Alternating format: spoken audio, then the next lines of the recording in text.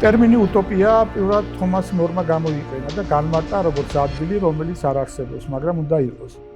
თომას მორიდან მოყოლებული ამ სიტყვით აღნიშნავენ საზოგადოების პოლიტიკური, ეკონომიკური და სოციალური მოწყობის ისეთ განუხორციელებელ პროექტს, რომელიც ადამიანური ძალისხმევით მიწიერი სამოთხის დამყარებას ესწრაფვის, ანუ ისეთი ადგილისას, სადაც აღარ იარსებებს უსამართლობა, უთანასწორობა, ჩაგვრა, სიღარიბე, შუღლი და ასე შემდეგ.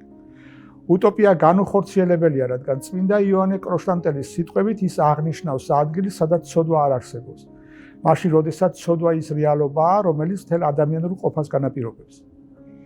утопიებისადმი მიდრეკილება მხოლოდ ცალკეულ საყოველთაო კეთილდღეობაზე მეოცნებე ფანტაზიორებს არ ახასიათებს. ის ყველა ჩვენთაგანში ცხოვრობს, რადგან დაცემული ადამიანური ბუნების გამოვლინებაა და დაკარგული სამოთხის უკან დაბრუნების საყოველთაო და ბუნებრივ სურვილს უკავშირდება. ღმერთმა ადამიანის შექმნისას მასში მარადიული ნეტარებისადმი დაუძლეველი ლტოლვა ჩადო, რომელიც მხოლოდ ღმერთთან ერთად ყოფნით მიიღწევა. ნეტარი ავგუსტინე ასე გამოხატავს ამ აზრს: შენთვის შევქმენი უფალო და ჩვენი გული მანამდე ვერ მოისვენებს, ვიდრე შენში არ დაივანებს. ცოდვის დაცემის შემდეგ ადამიანის გულზე ვნებები გაბატონდა, რომლებიც მას მიწაზე აჯაჭვავს და იმის მაგივრად, რომ ცათა სასუფეველში ეძიოს მარადიული ნეტარება, დროებითი წარმავალი ბედნიერების მოხელთებას ცდილობს დედამიწაზე. როდესაც საზოგადოებაში რელიგიური რწმენა საგრძნობლად იკლებს, ან საერთოდ ქრება, ადამიანები მაინც ინარჩუნებენ ბედნიერებისკენ სწრაფვას, რადგან ამის გარეშე ცხოვრება არ შეუძლიათ. თუმცა ამ ბედნიერების მიღწევას ღმერთის გარეშე ცდილობენ. ამიტომაა, რომ სეკულარული საზოგადოება ყველაზე საუკეთესო პირობებს ქმნის утопიური პროექტების წარმოსაშვებად, რომელსაც თან ახლავს იდეოლოგიები, რომლებიც ამ утопიების აუცილებლობას ასაბუთებს და მისკენ მიმავალ გზებს სახავს. როგორც ცნობილი პოლიტიკური ფილოსოფოსი ერიკ ფიოლე გელინი აღნიშნავს, ყველა იდეოლოგია თავისი არსით სეკულარული რელიგიაა, რომელიც ადამიანური შესაძლებლობების რწმენას ეფუძნება და არა ღმერთისას.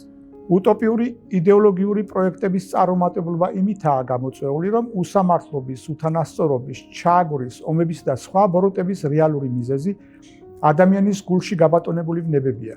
ესაა ეგოიზმი, სიხარბე, სხვაზე გაბატონების სურვილი და ასე შემდეგ, და არა ცუდი კანონები. სწორედ ვნებები უბიძგებს ადამიანებს ცუდი კანონები მიიღონ, ან არსებული დაამახინჯონ. утопიური პროექტები ადამიანის გულის გაწმენდის გარეშე ცდილობს ბოროტებისა და ცოდვის აღმოფხვრას პოლიტიკური, ეკონომიკური და სოციალური რეფორმების ხარჯზე. ესაა მისი მთავარი შეცდომა. როგორი გონივრული, სამართლიანი და სასარგებლო კანონები არ უნდა შეადგინონ კანონმდებლებმა, ეგოისტი, ხარბი და ძალაუფლების მოყვარი ადამიანები მათ საკუთარი ინტერესებიდან გამომდინარე დაამახინჯებენ, ან უსამართლოდ გამოიყენებენ. ჩვენ ვიცით, რომ თვითღმრთისაგან შთაგონებული წმინდა წერილისა და უფლისმცემლების სახელით, რომელთა დანიშნულება სიყვარულის დამკვიდრებაა, ადამიანები წარმოუდგენელ ძალადობას, უსამართლობასა და ბოროტებას ჩადიან. утопიური პოლიტიკური პროექტები უამრავი ფორმით ვლინდება, რადგან ყველა იდეოლოგიაშია მისი ელემენტები. утопიური მიზნები უდევს საფუძვლად მარქსისტულ კომუნიზმს, ნაცისტურ მესამე რეიხს და ლიბერალიზმის ისეთ ფორმებს, რომლებიც ლიბერალურ დემოკრატიასა და თავისუფალ ბაზარს დედამიწაზე არსებული პრობლემების უნივერსალურ პანაცეად წარმოადგენენ. გასაგები მიზეზების გამო утопიის ყველაზე გავრცელებული ფორმები კერძო საკუთრებას უარყოფენ. ამ იდეას ვხედავთ თომას მორის утопიაში, ტომაზო კამპანელას მზის ქალაქში, შარლ ფურიეს утопიურ სოციალიზმში, მარქსისტულ მეცნიერულ კომუნიზმში, მიხეილ ბაკუნინის და პეტრე კროპოტკინის ანარქისტულ კომუნიზმში და ასე შემდეგ. კერძო საკუთრების გაუქმების ძალადობრივი მცდელობის მიზანშეუწონლობასა და ანტიქრისტიანულ ბუნებას განსაკუთრებული სიცხადით უსვამენ ხაზს ნეტარი ავგუსტინე თავის ღვთის ქალაქში და ნიკოლოზ ბერდიაევი უთანასწორობის ფილოსოფიაში. утопიური მოძღვრებები განსაკუთრებით საშიში ხდება, როდესაც რომელიმე ხელისუფლება მის განხორციელებას შეეცდება. ასეთი რამ ყველაზე ხშირად რევოლუციის გზით ან სოციალური კატაკლიზმების შედეგად მოსულ დიქტატორულ რეჟიმებს ემართება. განუხორციელებელ утопიურ პროექტებს როგორც წესი დიდი რეპრესიები მოსდევს თან, რადგან დიქტატორული ხელისუფლება ამ утопიური პროექტების წარუმატებლობას მის ოპონენტებს აბრალებს.